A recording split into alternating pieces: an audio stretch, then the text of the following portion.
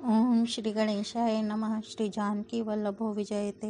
अयोध्या कांड को आगे बढ़ाते हुए दोहा नंबर 233। मातुमते महु मानि मोहि, जो कछु करहि सो थोर। अघ अवगुण क्षमि आदरहि, समुझि आपनी ओर। सियापति राम जय जय राम। मेरे प्रभु राम जय जय राम। मुझे माता के मत में मानकर वे जो कुछ भी करें सो थोड़ा है, पर वे अपनी ओर समझकर अपने विरध और संबंध को देखकर मेरे पापों और अवगुणों को क्षमा करके मेरा आदर ही करेंगे। चाहे मलिन मन जानकर मुझे त्याग दें, चाहे अपना सेवक मानकर मेरा सम्मान करें, कुछ भी करें, मेरे तो श्री रामचंद्र जी की जूतियां ही शरण हैं। श्री रामचंद्र जी तो अच्छे स्वामी हैं, दोष तो सब दास का ही है। जगत में यश के पात्र तो चातक और मछली ही हैं, जो अपने नेम और प्रेम को सदा नया बनाए रखने में निपुण हैं। ऐसा मन में सोचते हुए भरत जी मार्ग में चले जाते हैं। उनके सब अंग संकोच और प्रेम से शिथिल हो रहे हैं। माता की हुई बुराई मानो उन्हें लौटाती है, पर धीरज की धुरी को धारण करने वाले भरत जी भक्ति के बल से चले जाते हैं। जब श्री रघुनाथ जी के स्वभाव को समझते, स्मरण करते हैं, तब मार्ग में उनके पैर जल्दी जल्दी पड़ने लगते हैं। उस समय भरत की दशा कैसी है? जैसे जल की प्रवाह में जल के भौरे की गति होती है। भरत जी का सोच और प्रेम देखकर उस समय निषाद विदेह हो गया, देह की सुध बुध भूल गया। लगे होन मंगल सगुन, सुनि गुनि कहत निषादु। मिटहि सोच होहि हरषु, पुनि परिणाम विषादु। सियापति राम जय जय राम। मेरे प्रभु राम जय जय राम। मंगल शकुन होने लगे।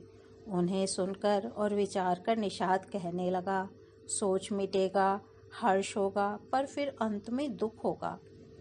भरत जी ने सेवक गुहू के सब वचन सत्य जाने और वे आश्रम के समीप जा पहुँचे।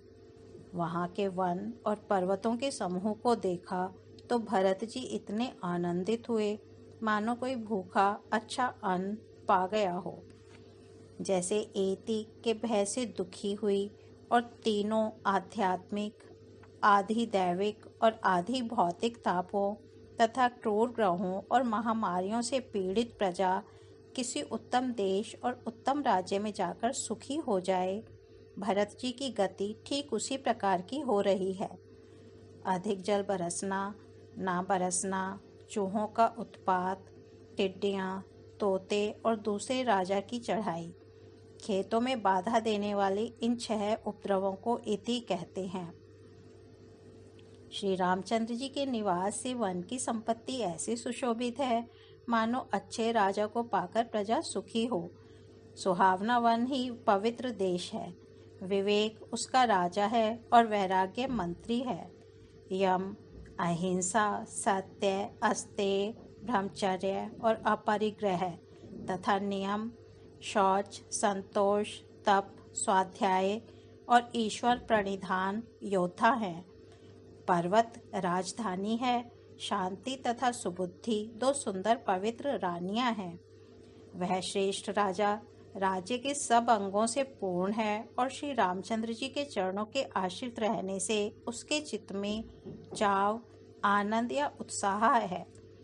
स्वामी, अमात्य, सुहृद, कोश, राष्ट्र, दुर्ग और सेना राज्य के ये 7 अंग हैं।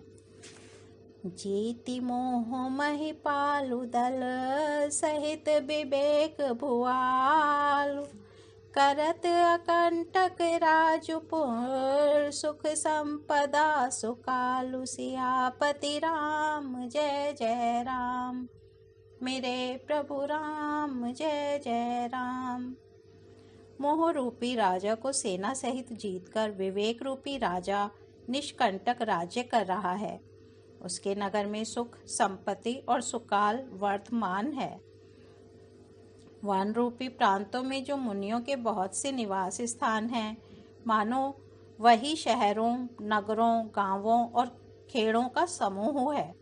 बहुत से विचित्र पक्षी और अनेकों पशु ही मानव प्रजाओं का समाज है, जिसका वर्णन नहीं किया जा सकता। गैंडा, हाथी, सिंह, बाघ, सुअर, भैंसे और बैलों को देखकर राजा के साज को सराहते ही बनता है। ये सब आपस का वैर छोड़कर जहाँ तहाँ एक साथ विचरते हैं। यही मानो चतुरंगिणी सेना है। पानी के झरने झर रहे हैं और मतवाले हाथी चिंघाड़ रहे हैं। वे ही मानो वहाँ अनेकों प्रकार के नगाड़े बज रहे हैं। चकवा, चकोर, पपीहा, तोता तथा कोयलों के समूह और सुंदर हंस प्रसन्न मन से कूज रहे हैं। भौरों के समूह गुंजार कर रहे हैं और मोर नाच रहे हैं। मानो उस अच्छे राज्य में चारों ओर मंगल हो रहा है। बेल, वृक्ष, तृण सब फल और फूलों से युक्त है। सारा समाज आनंद और मंगल का मूल बन रहा है। राम सैल शोभा निरखी, भरत हृदय अति प्रेम। तापस तप फल पाई जिमि, सुखी सिराने नेमो। सियापति राम जय जय राम, मेरे प्रभु राम जय जय राम।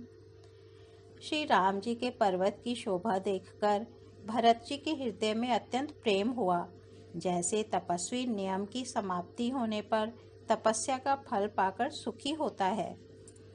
तब केवट दौड़कर ऊंचे चढ़ गया और भुजा उठाकर भरत जी से कहने लगा, हे नाथ, ये जो पाकर, जामुन, आम और तमाल के विशाल वृक्ष दिखाई देते हैं, जिन श्रेष्ठ वृक्षों के बीच में एक सुंदर विशाल बड़ का वृक्ष सुशोभित है, जिसको देखकर मन मोहित हो जाता है, उसके पत्ते नीले और सघन हैं और उसमें लाल फल लगे हैं। उसकी घनी छाया सब ऋतुओं में सुख देने वाली है। मानो ब्रह्मा जी ने परम शोभा को एकत्र करके अंधकार और ललिमामयी राशि सी रच दी है। हे गुसाई, ये वृक्ष नदी के समीप है, जहाँ श्री राम की पर्ण कुटी छाई है। वहाँ तुलसी के बहुत से सुंदर वृक्ष सुशोभित हैं, जो कहीं कहीं सीता जी ने और कहीं लक्ष्मण जी ने लगाए हैं।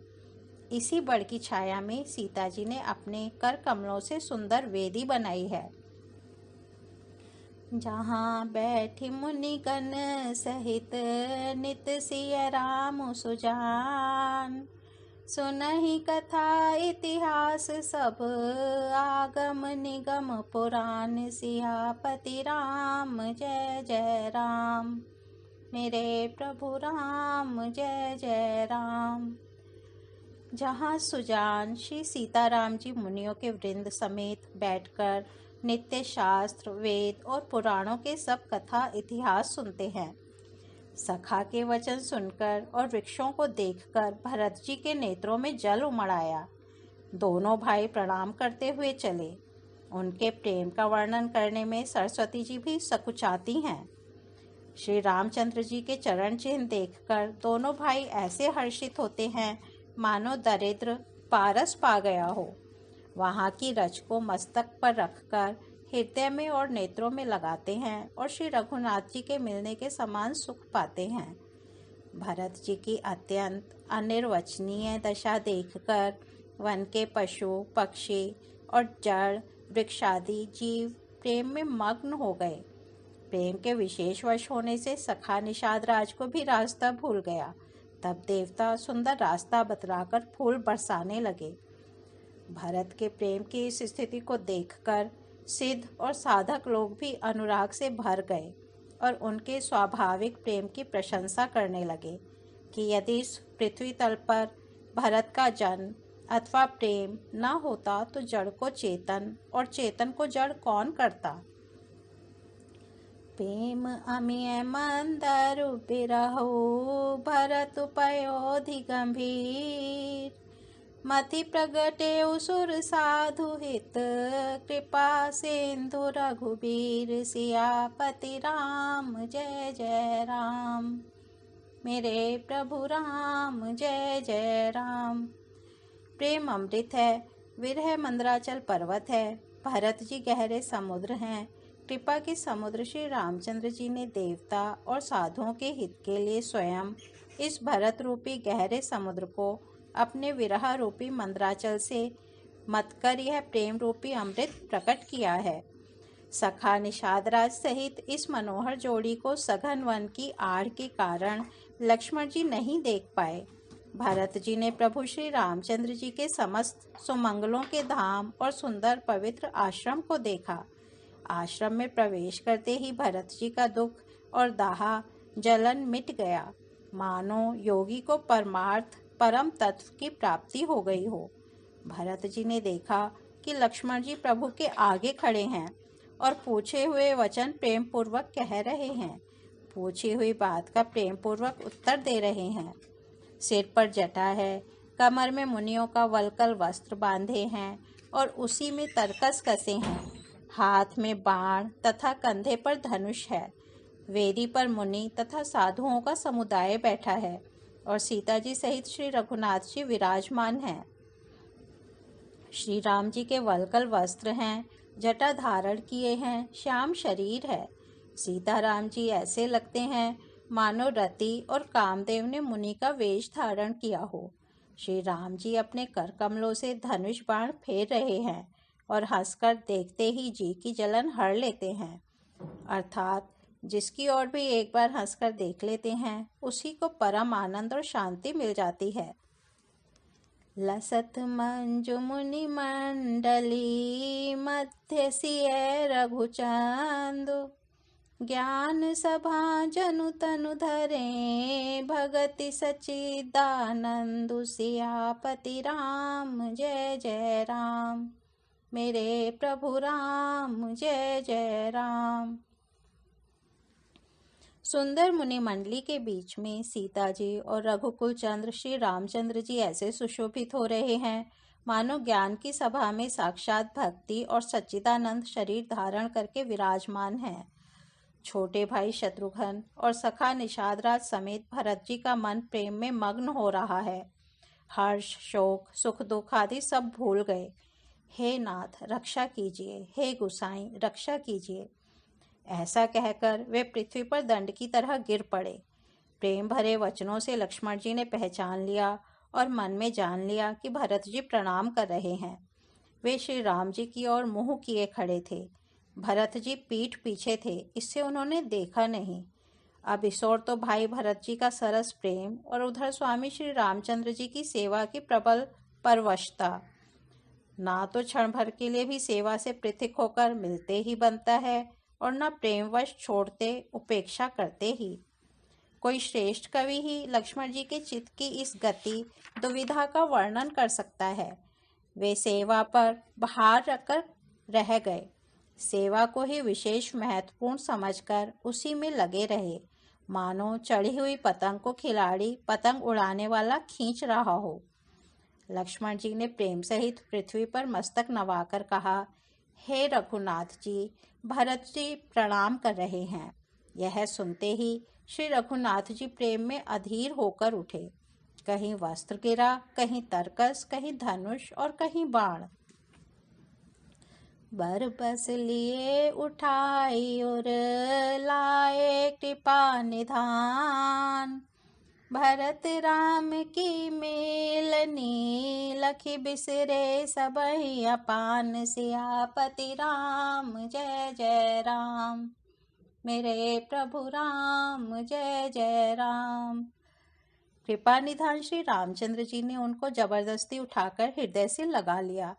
भरत जी और श्री राम जी के मिलने की रीति को देखकर सबको अपनी सुध भूल गई। मिलन की प्रीति कैसे बखानी जाए, वह तो कवि कुल के लिए कर्म, मन, वाणी तीनों से अगम है।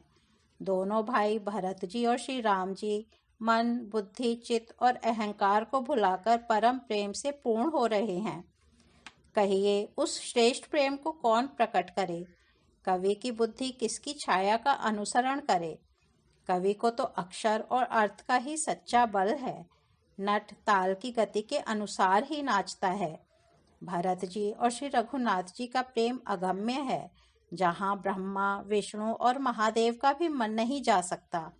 उस प्रेम को मैं कुबुद्धि किस प्रकार कहूँ? भला गांडर की तांत से भी कहीं सुंदर राग बज सकता है? तालाबों और झीलों में एक तरह की घास होती है, उसे गांडर कहते हैं। भरत जी और श्री रामचंद्र जी के मिलने का ढंग देखकर देवता भयभीत हो गए। उनकी धुक धुक की धड़कनें लगी। देवगुरु बृहस्पति जी ने समझाया, तब कहीं वे मूर्ख चेते और फूल बरसाकर प्रशंसा करने लगे। मिली सपेम रिपु सूदनहि, केवटु भेंट्यो राम। भूरि भाई भेंटे भरत, लक्ष्मण करत प्रणाम। सियापति राम जय जय राम, मेरे प्रभु राम जय जय राम। फिर श्री राम जी प्रेम के साथ शत्रुघ्न से मिलकर तब केवट निषाद राज से मिले। प्रणाम करते हुए लक्ष्मण जी से भरत जी बड़े ही प्रेम से मिले। तब लक्ष्मण जी ललक कर बड़े उमंग के साथ छोटे भाई शत्रुघ्न से मिले। फिर उन्होंने निषाद राज को हृदय से लगा लिया।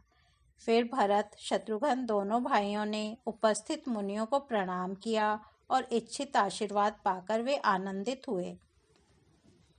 छोटे भाई शत्रुघ्न सहित भरत जी प्रेम में उमंग कर सीता जी के चरण कमलों की रज सिर पर धारण कर बार बार प्रणाम करने लगे। सीता जी ने उन्हें उठाकर उनके सिर को अपने कर कमल से स्पर्श कर सिर पर हाथ फेरकर उन दोनों को बैठाया। सीता जी ने मन ही मन आशीर्वाद दिया, क्योंकि वे स्नेह में मग्न हैं। उन्हें देह की सुध बुध नहीं है।